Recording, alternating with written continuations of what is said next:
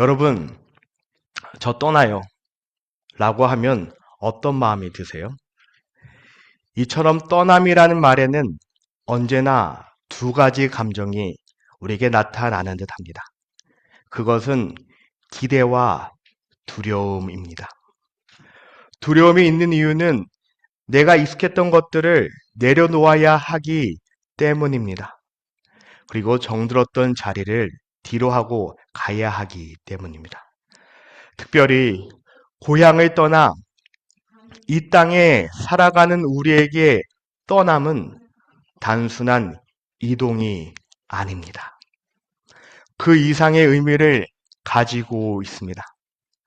삶의 터전이 바뀌는 것만이 아니라 앞으로 내가 무엇을 의지하며 살아가야 하는지 삶의 기준과 방향을 다시 찾는 시간입니다.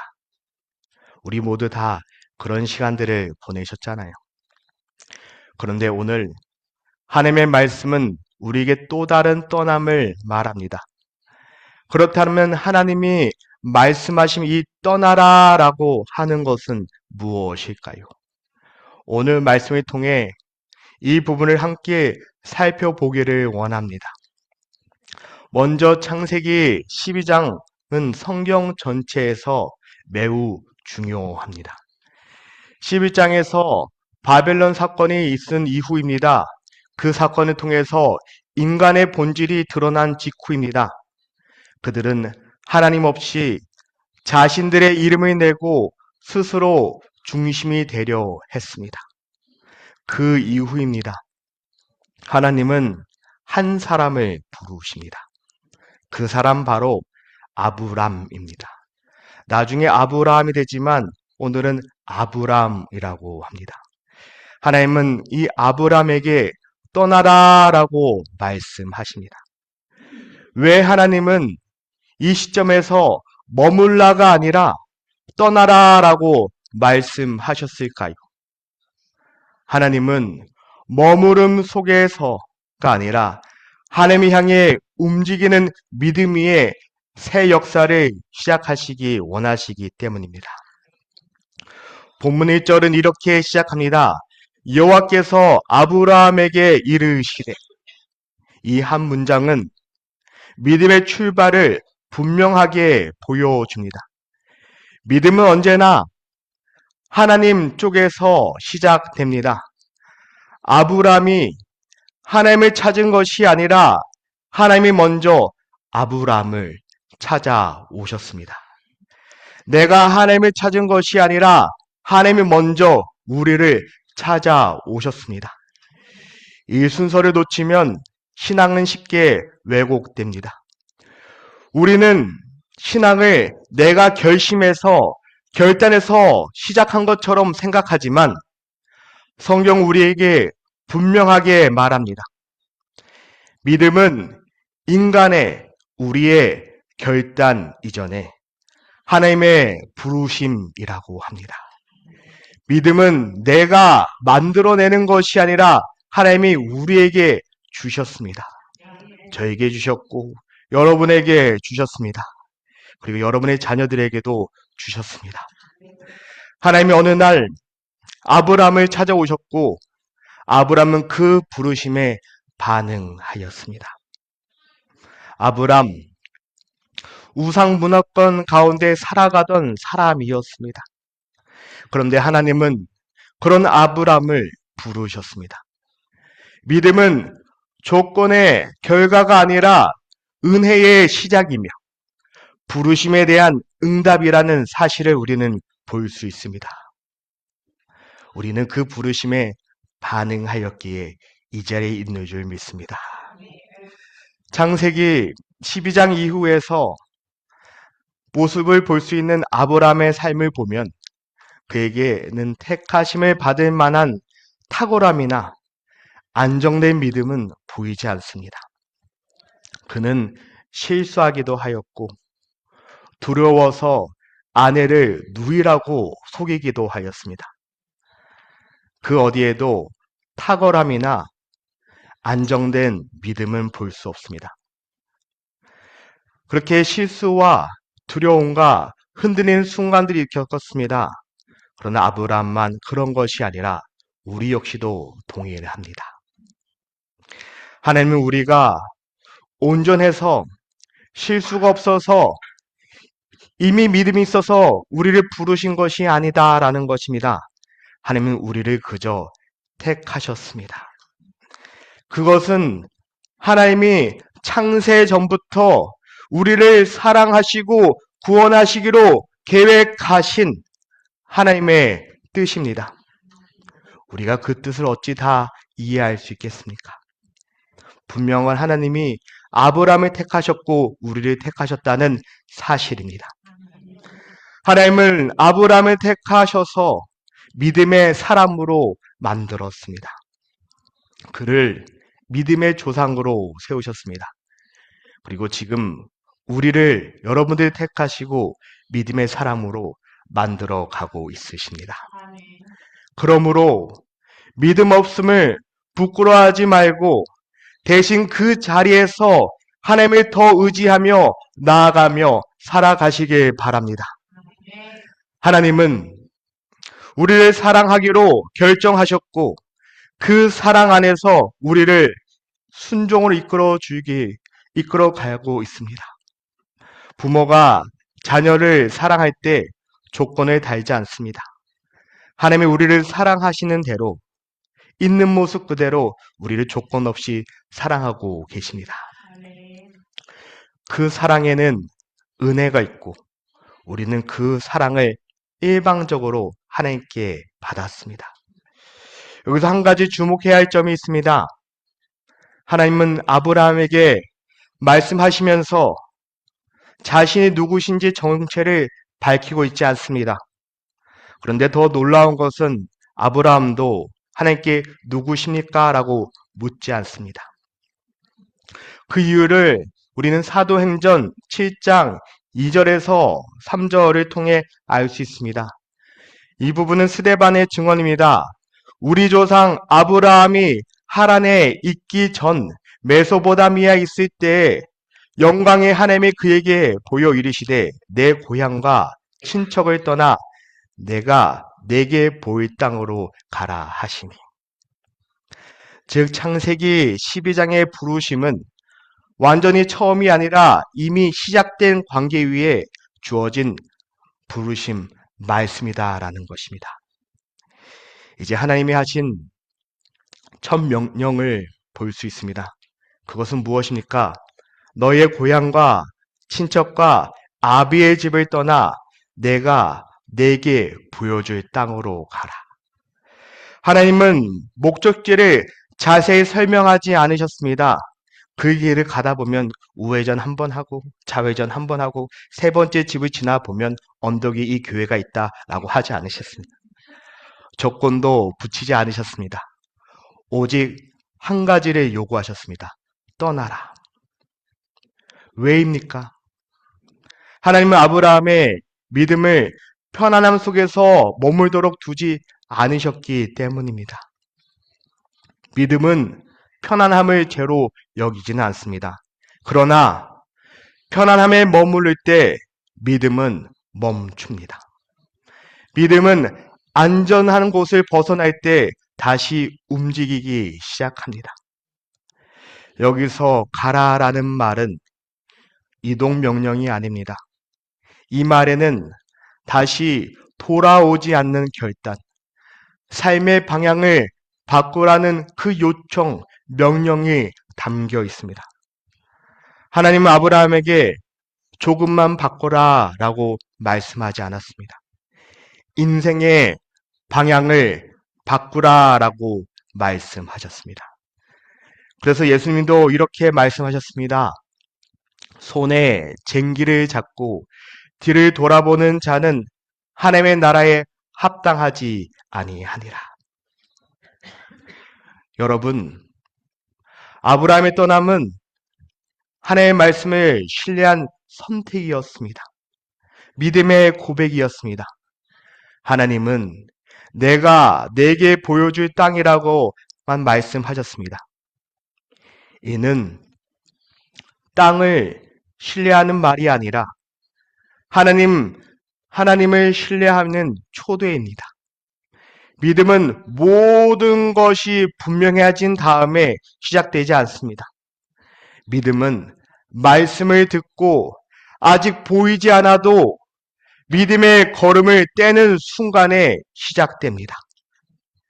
아브라함의 떠남은 곧 믿음의 역사가 시작되었음을 의미합니다.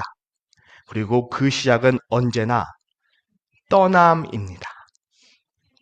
이렇게 아브라함의 떠남은 곧 믿음의 역사가 시작되었음을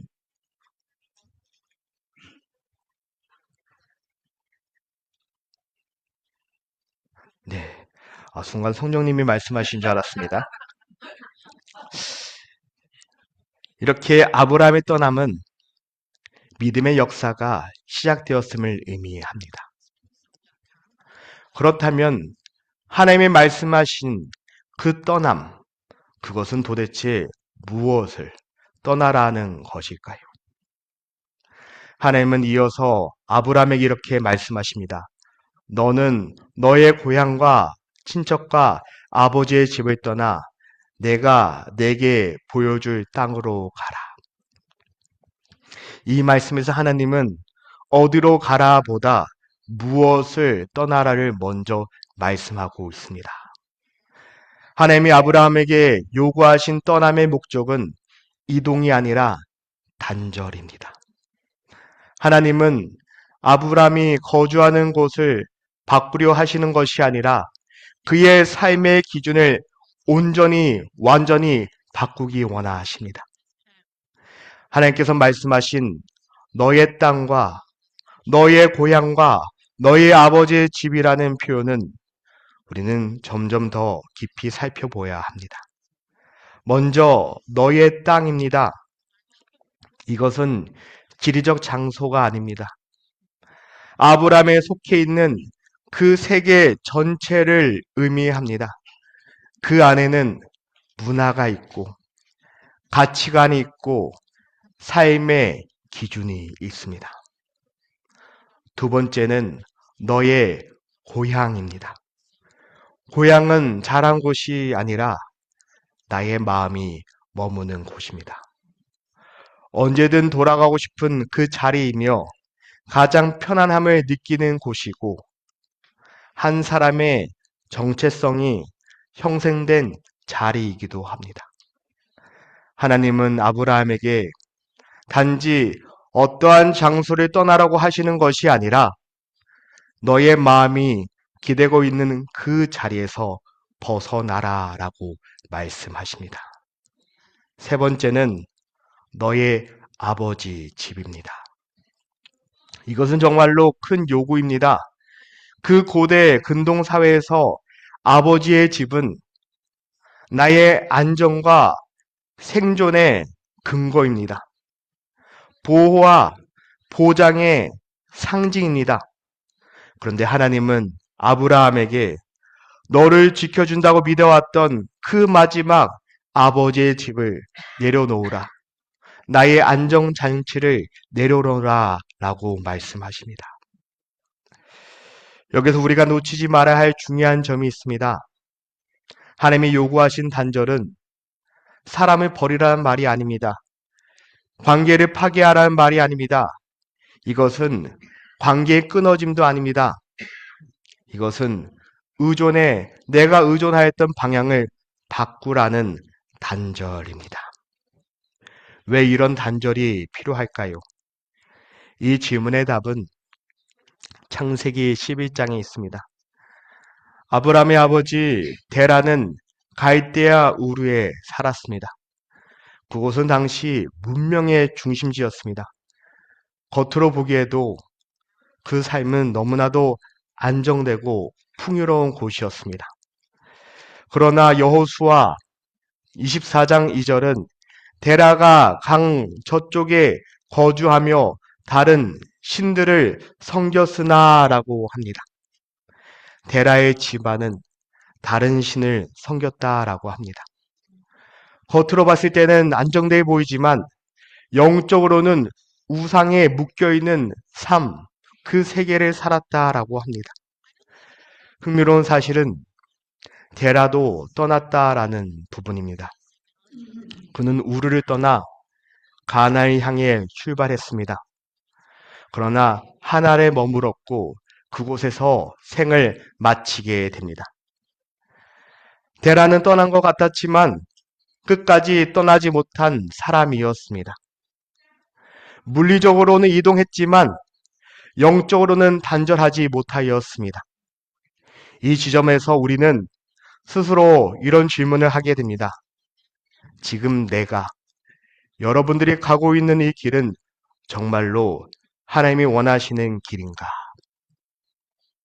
아브람은 너의 고향과 친척과 아비의 집을 떠나 내가 내게 보여줄 땅으로 가라는 그 말씀을 듣고 믿음의 여행을 시작했습니다. 우리 인생에서 가장 위험한 순간은 출발하지 않는 것이 아니라 도중 하차, 중간에 그 길에서 내린 것입니다. 잠시 머물러야 할 자리를 영원한 자리로 착각하게 됩니다. 그러다 보니 가야 할 길을, 그 목적을 잃어버리는 삶을 살아가게 됩니다. 제가 지난주에 필라를 갔다 왔는데 그곳에 수많은 휴게소를 지나갑니다. 근데 휴게소를 지나가면서 제가 잠깐 멈춰서 용무를 받지 그곳에 제가 거주하고 살고 있지는 않았으니까 여기 있겠죠.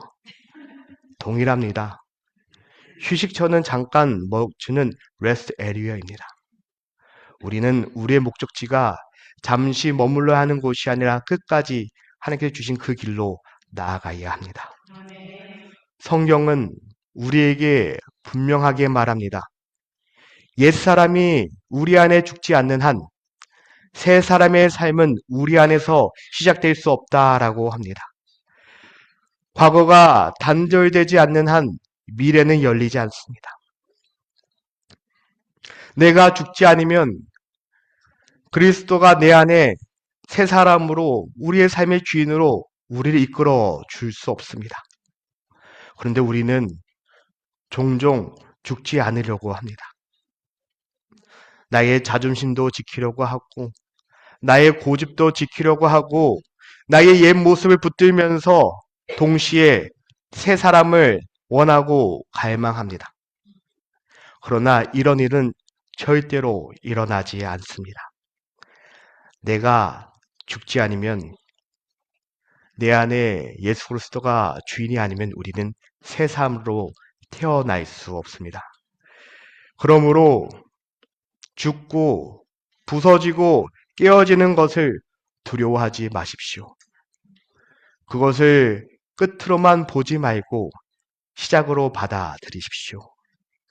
새로운 시작으로 바라볼 때 그 안에 소망이 있고 기대가 있으며 우리 안에 새로운 출발이 있습니다.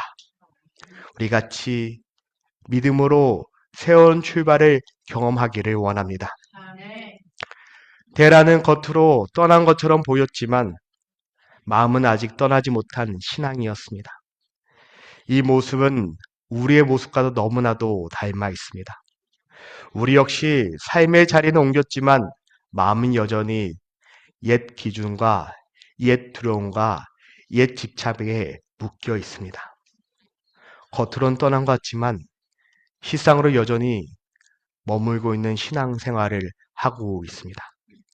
그래서 하나님은 아브라함에게 분명하게 말씀하십니다. 떠나라. 좀 더 쉽게 얘기하면 완전히 떠나라입니다. 이 말은 삶의 근원을 바꾸라라는 말입니다. 기준을 바꾸라는 말입니다. 이러므로 떠남은 어떠한 곳으로 이동하는 것이 아니라 단절을 의미합니다. 그런데 성경은 이 떠남을 결코 상실로만 말하고 있지는 않습니다. 성경에서 떠남은 상실로 끝나지 않습니다. 하나님의 떠남은 언제나 약속과 임재로 이어집니다. 하나님은 아브라함에게 이렇게 말씀하십니다. 내가 너로 큰 민족을 이루고 내가 너를 축복하며 내가 내 이름을 크게 하리라. 이 말씀에서 반복되는 단어는 무엇입니까? 바로 내가입니다. 약속의 주제는 아브라함이 아니라 내가 하나님이십니다. 이 약속은 아브라함이 무엇을 하겠다라는 선언이 아니라 하나님이 무엇을 하시겠다는 약속의 선포입니다. 그러나 이 약속은 아브라함의 현실과 너무나도 다릅니다. 아브라함이 이미 75살이 되었습니다. 아내 사라는 아이를 낳지 못하고 있습니다. 자식도 미래도 보장할 수 있는 것이 하나도 없습니다. 그래서 이 약속은 나의 계산으로 상식으로 붙들 수 있는 약속이 아니라 온전히 믿음으로만 붙들 수 있는 약속입니다. 이 지점에서 우리는 믿음의 본질을 다시 한번 생각하게 됩니다. 믿음은 확실한 것을 찾는 길이 아닙니다.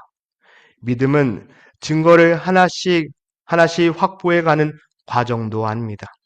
믿음은 하나님이 이미 지시하신 땅으로 가는 것이 아니라 하나님이 앞으로 지시하실, 나에게 보여주실 그 땅으로 가는 것입니다.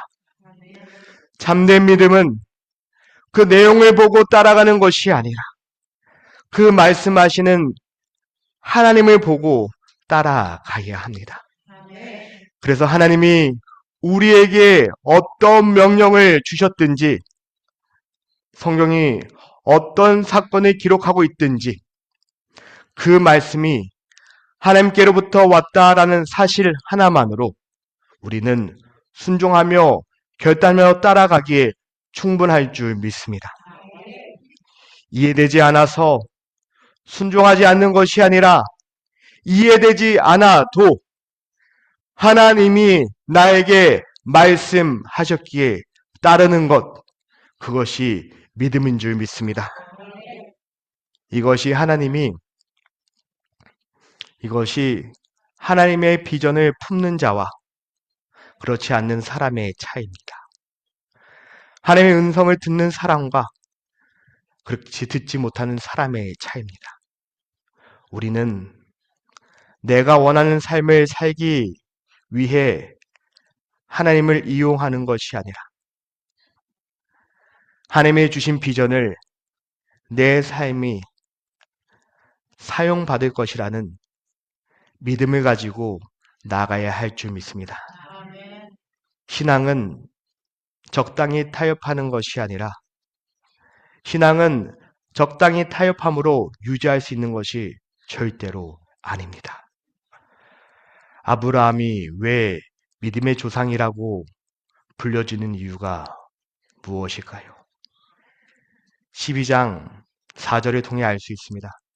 아브라함이 여호와의 말씀을 따라갔고, 아브라함은 자신의 생각을 따르지 않았습니다.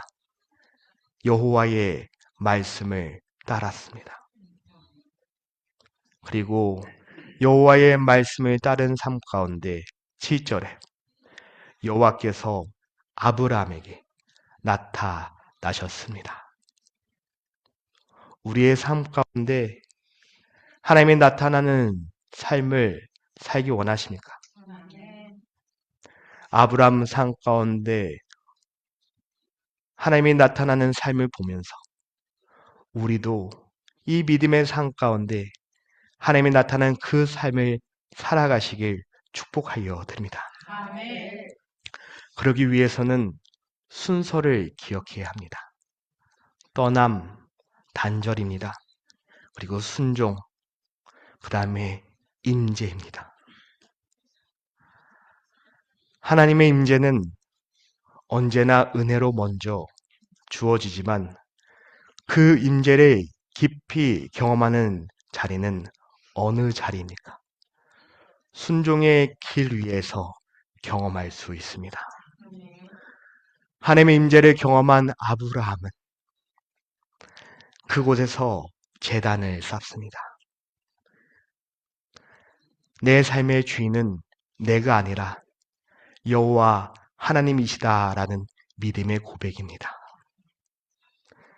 그 이후 아브라함의 삶은 더 이상 세상에 고정되어 있지 않고 하나님을 바라보며 동행하는 삶을 살아가려고 웨이크업, 깨어있는 자가 됩니다. 그리고 하나님은 아브라함에게 말씀하십니다. 너는 복이 될지라. You will be a blessing. 하나님은 아브라함을 복받는 사람으로만 남겨두지 않으셨습니다.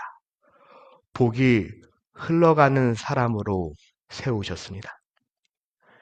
결국 떠남은 단절로 이어지고 단절은 임재로 이어지며 임재는 사명으로 이어집니다.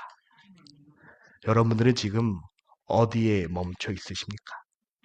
우리의 신앙은 어디서 길을 잃어가고 있으십니까? 우리는 믿음으로 한 걸음 더 나아가야 합니다.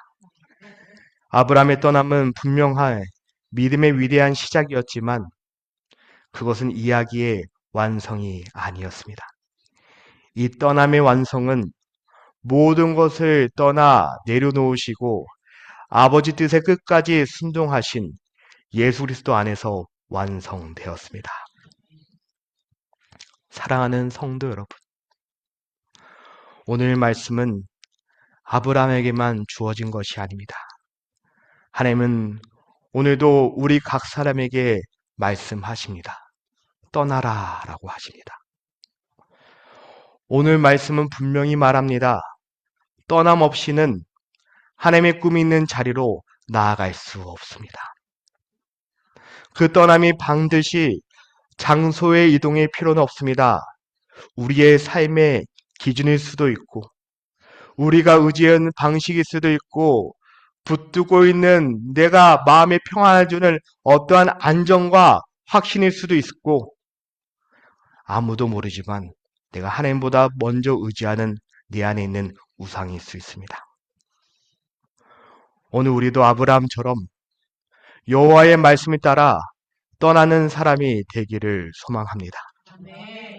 모든 것이 분명해서가 아니라 나에게 말씀하시는 그 하나님을 내가 신뢰하기 때문에 내가 그 하나님을 믿기 때문에 한 걸음 한 걸음 내딛는 믿음의 사람이 되기를 축복합니다. 그 순종의 길 위에서 우리 모두 하나님의 임재를 경험합시다. 나만 복받는 사람으로 머무는 것이 아니라 복을 흘려보내는 사람으로 나아갑시다. 우리 모두, 우리 교회 성도님 모두가 축복의 통로가 되기를 소망합니다. 올 한 해 동안에 내가 의지했던 모든 것들을 끊어버림으로써 떠남으로써 하나님의 말씀에 순종하며 나아가는 길 가운데 매 순간 매 발자국 가운데 하나님의 임재를 경험하시길 주님의 이름으로 축원하여 드립니다.